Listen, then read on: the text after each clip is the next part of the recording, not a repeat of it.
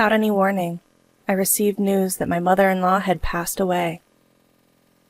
When I naturally tried to attend the funeral, my husband yelled at me. "Don't you dare come! You got it?" "What are you talking about? She's passed away. What kind of daughter-in-law wouldn't go to the funeral?" "My mom hated you. Don't even think about showing up. You'll be a nuisance." Though my relationship with mother-in-law was never close, the woman was gone. Not attending the funeral as a daughter-in-law would be beyond disrespectful. Ignoring my husband's words, I headed to the funeral hall, which was a bit far away. When I got there, I saw my husband leading the mourning rites. Wait, what's going on here? Whose funeral is this? What followed was a shocking truth that was hard to believe. My name is Sophia. I'm 30 years old. I've been married for 3 years and live with my husband, William. Things were great back then, but not anymore. I won't sugarcoat it. I'm not satisfied with my married life. The main problem lies with my husband. I became a housewife when we got married. That's because when he proposed, he asked me to quit my job and stay home. Since I was just an office worker with no particular passion for my job, I complied and quit. But that was a mistake. For the first year of marriage, everything was relatively fine. Things took a turn for the worse in our second year. I used to receive $1,000 a month for living expenses from my husband, but suddenly it was cut to $500. Look, William, making ends meet with just $500 is impossible. Why? I'm covering the rent. All you have to worry about is utilities and groceries, right? Even for basic household items, $500 isn't enough, especially when you factor in utilities and food. You're the one who's supposed to make it work, aren't you? You're living on my income. Figure it out. I don't even... In the end, he wouldn't compromise, so I had no choice but to make do with $500. No matter how hard I tried, it was just not enough. My husband eats more than the average person, making it even harder. After a year of living off my savings, I watched the balance steadily decline since there was no income. Every time I checked the balance, the number kept getting smaller and smaller. Seeing this filled me with a bottomless sense of dread. What will happen to me when this account hits zero? $500 is just not enough, no matter how hard I try. William shows no signs of increasing the household budget. What am I to do? That's when I decided it was time to go back to work. Even if I can only work part-time, I should be able to make between $800 to $900 a month. That extra income would certainly make life easier. That night, when I approached my husband with the idea, he visibly recoiled. Work? You can't be serious. No way. Why not? This would give us more breathing room. If life is tough, it's because you're bad at budgeting. It's your fault. I've done all I can. Life is still hard. That's why I've been considering other options. Playing the victim, huh? You can live because of me. How dare you even say that? His dismissive tone fueled my growing rage. Before I knew it, I was letting him have it, louder than I'd ever imagined. Enough is enough! You're the one who wanted me to be a housewife. Since when does yelling solve anything? I just want you to understand. How can anyone make ends meet with just $500? Shut up! Stop blaming others! Think of something else, you loser!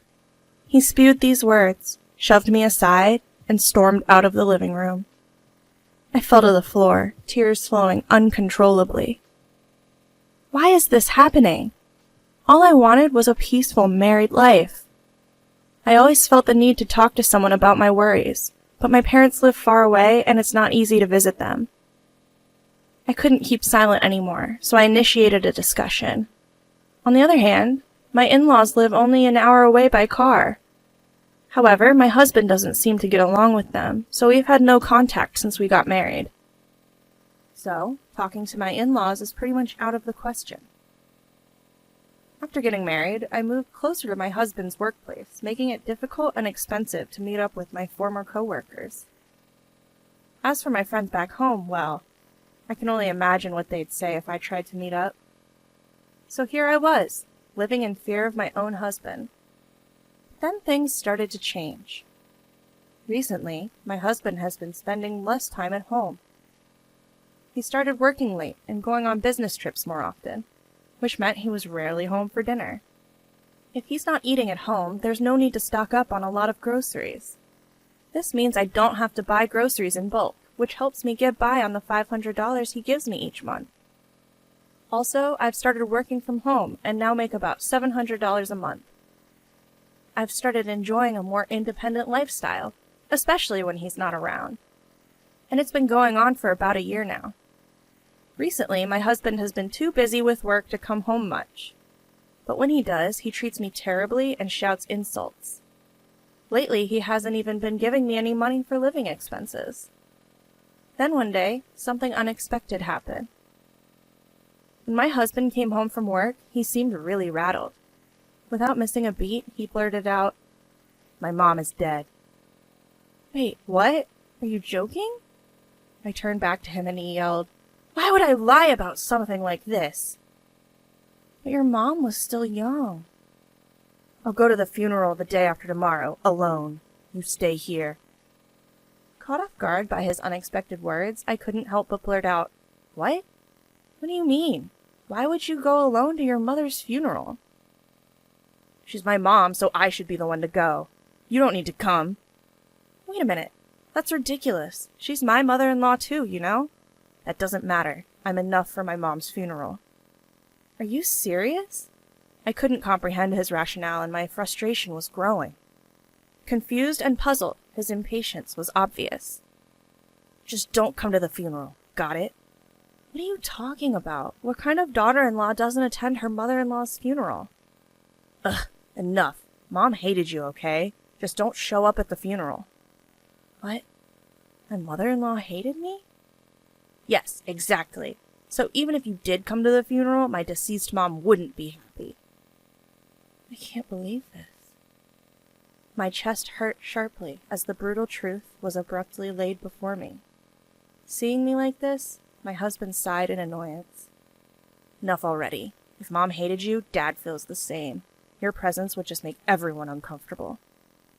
"Fine, I get it. Just stop."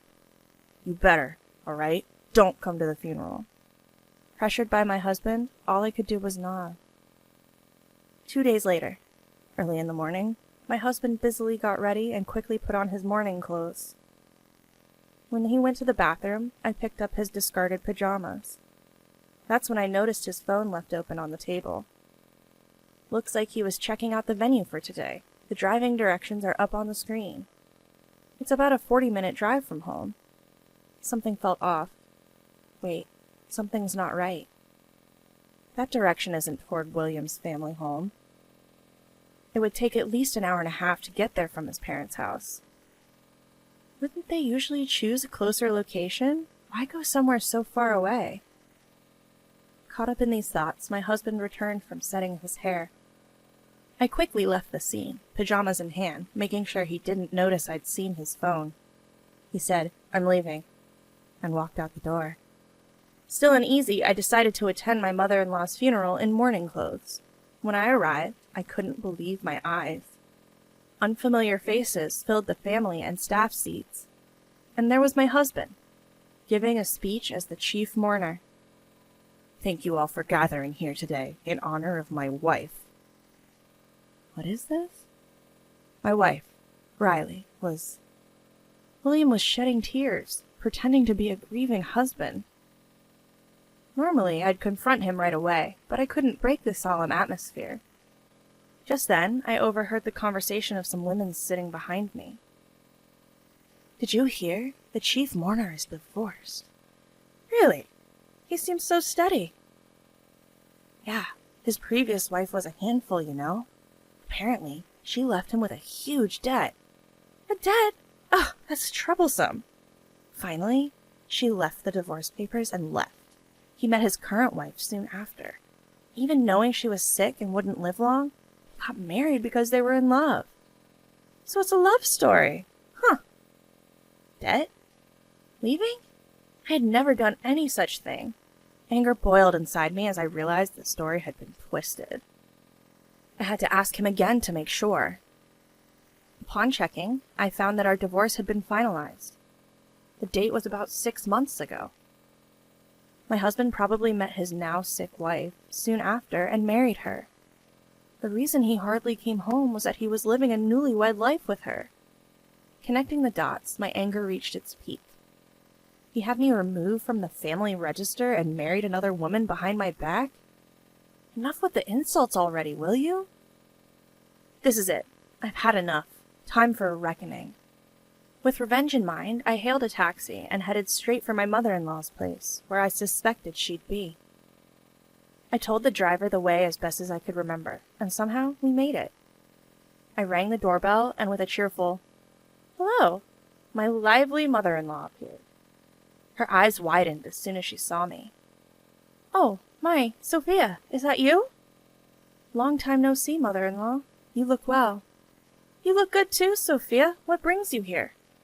"I came unannounced, but there's something urgent I have to talk to you about." "Something you have to tell me?" "Yes, actually."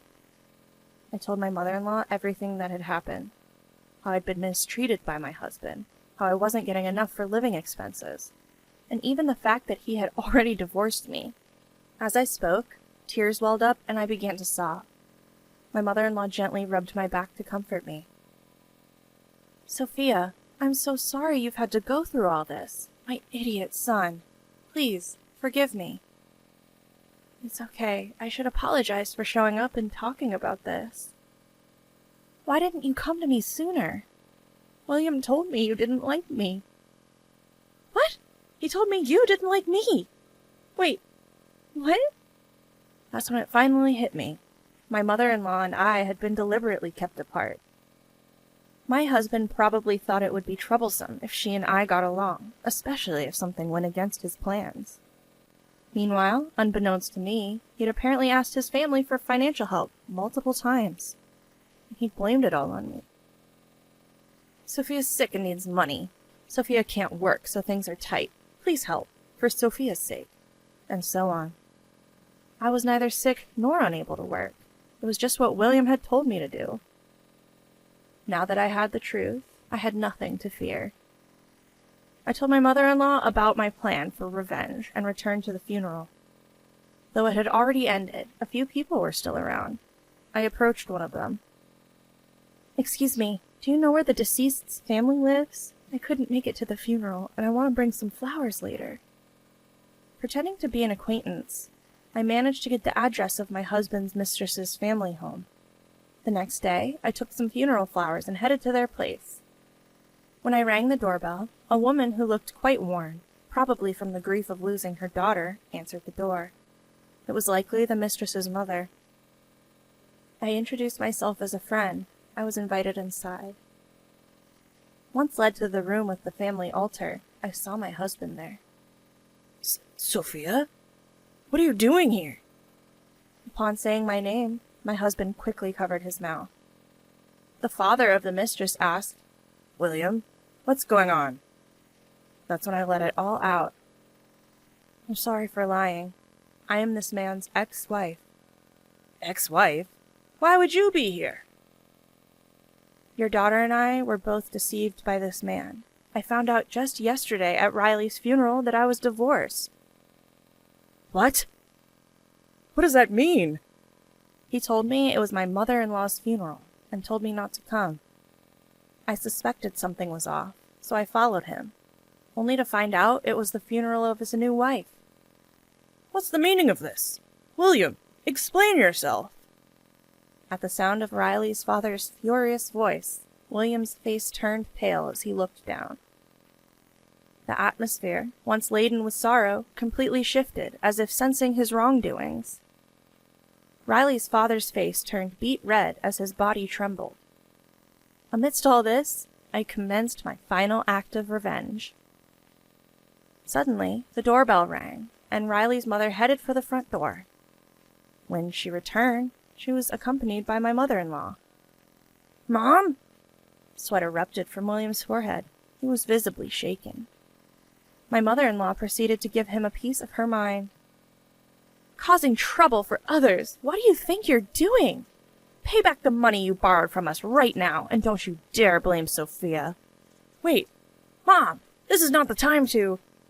You owe an apology to Sophia, that woman, and even your parents, right here, right now.